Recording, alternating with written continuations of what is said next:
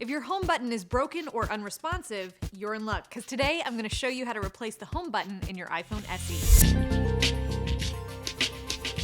For this repair, you're going to need a P2 pentalobe screwdriver, an ice glack, a Phillips 000 screwdriver, some plastic opening tools, a small suction cup, a spudger, and tweezers. I have most of the tools I need in my Protect toolkit, and I also have my magnetic mat. It helps keep me organized along the way. This is just an overview, so be sure to check out our step-by-step guide on iFixit.com when you do your repair. If you're replacing your home button with a home button that did not come with your phone, you will lose Touch ID capability. Keep that in mind before you embark on this repair.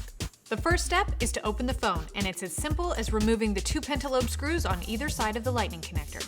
Once those are out and organized on your mat, use your ice glack to pop open the phone. Slide the iPhone between both suction cups and press firmly right above the home button. Then just pop it open. Don't open the phone too far or you risk damaging the home button cable or the socket it plugs into.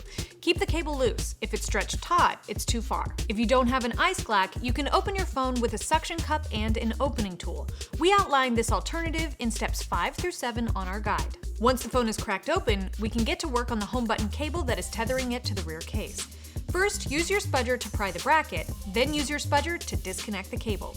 When the connector has been released, you can pull the home button end of the assembly away from the rear case using the top of the phone as a hinge.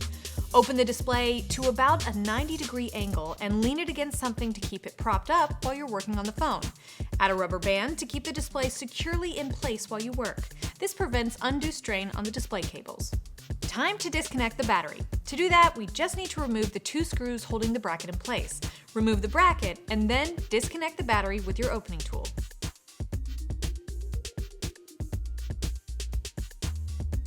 Now that there's absolutely no power to the phone, we're going to work on disconnecting the display from the logic board. There's a bracket protecting all the cables we need to disconnect. It's held in place by several screws of differing size, so make sure you take notes on your magnetic mat where these came out, or you could damage your logic board if you reassemble them in the wrong order.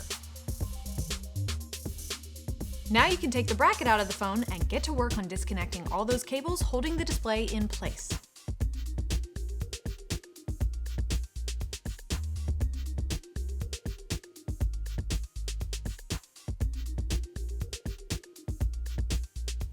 With the display free, we can start working on the home button. Unscrew the single captive Phillips screw securing the home button cable. Then we're just going to move the cable out of the way so we can remove the 2 Phillips screws from the home button bracket. Take the bracket out and set it aside so we can work on the cable. It's glued in place with a little adhesive.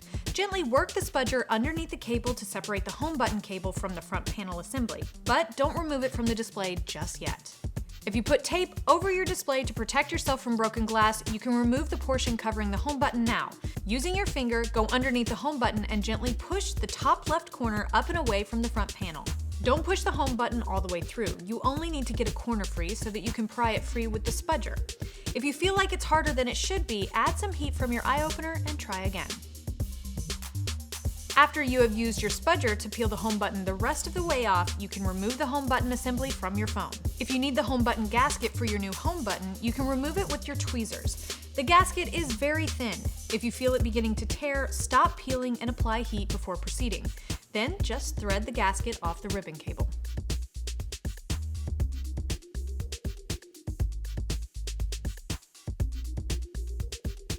That's it for this repair. For reassembly, we recommend you work backwards on a step-by-step guide when you do your repair.